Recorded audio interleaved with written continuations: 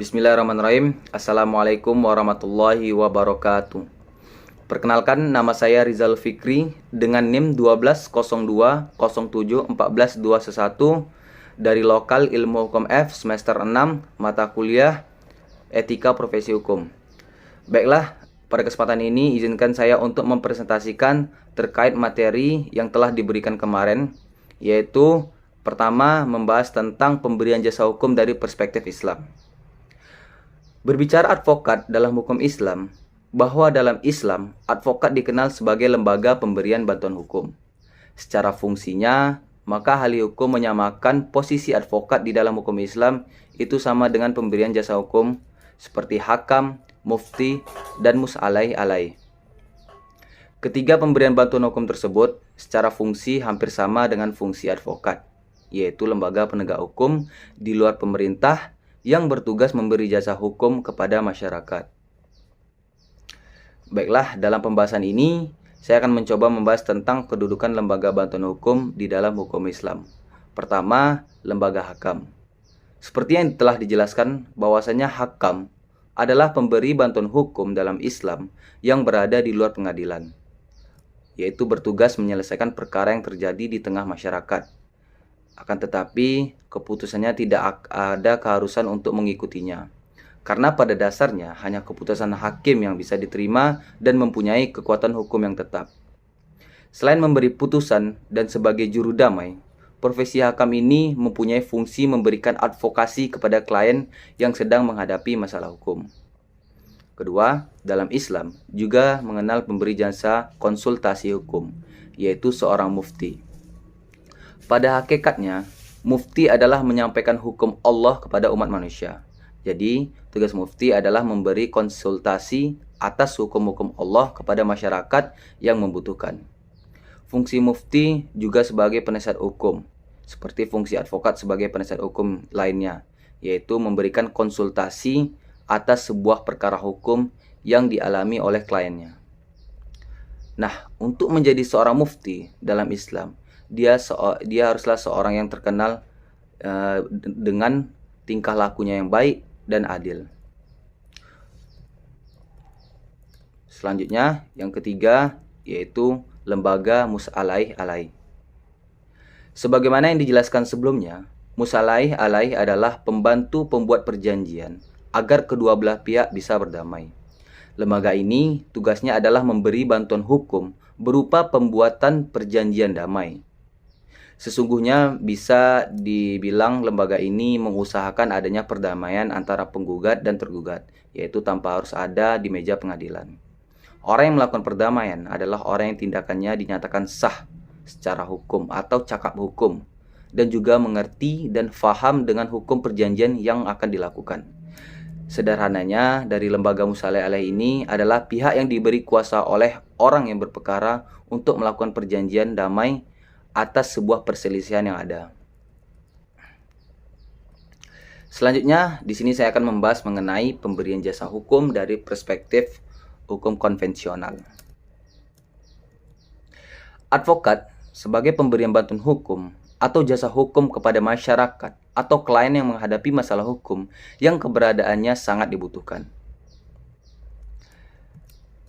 Konsistensi advokat dalam menjembatani kepentingan masyarakat dan sikap mengedepankan keadilan dan perlindungan hak asasi manusia dalam memasuki forum-forum pengadilan serta kebebasan advokat, yaitu dari ikatan birokrasi peradilan menyadarkan advokat memiliki keleluasaan dalam berinteraksi dengan masyarakat, yaitu guna menyelesaikan permasalahan hukum yang berkembang di tengah masyarakat itu sendiri.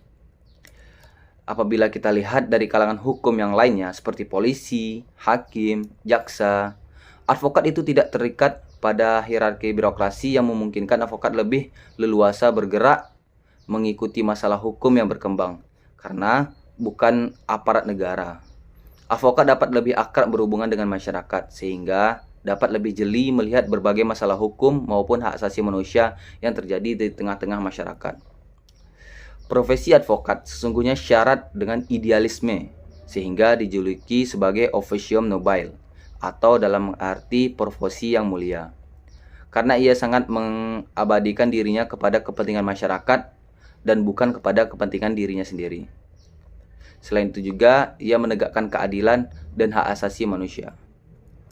Sebagai fasilitator dalam memberi jasa hukum, advokat hanya berkaitan dengan urusan kepentingan klien, di mana kepentingan klien tidak semata-mata kepentingan hukum, tetapi juga kepentingan lain seperti sosial, ekonomi yang bertalian dengan persoalan hukum yang sedang ia hadapi. Kemudian, peran dari fungsi advokat dalam menyelesaikan perkara sangat meringankan beban seorang hakim. Maksudnya, beracara di peradilan sangat membutuhkan pengetahuan seseorang tentang hukum material dan formil.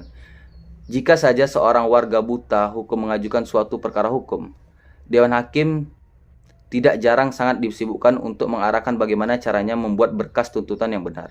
Tak jarang berkas-berkas perkara harus direvisi berulang-ulang akibat ketidakjelasan inti permasalahan.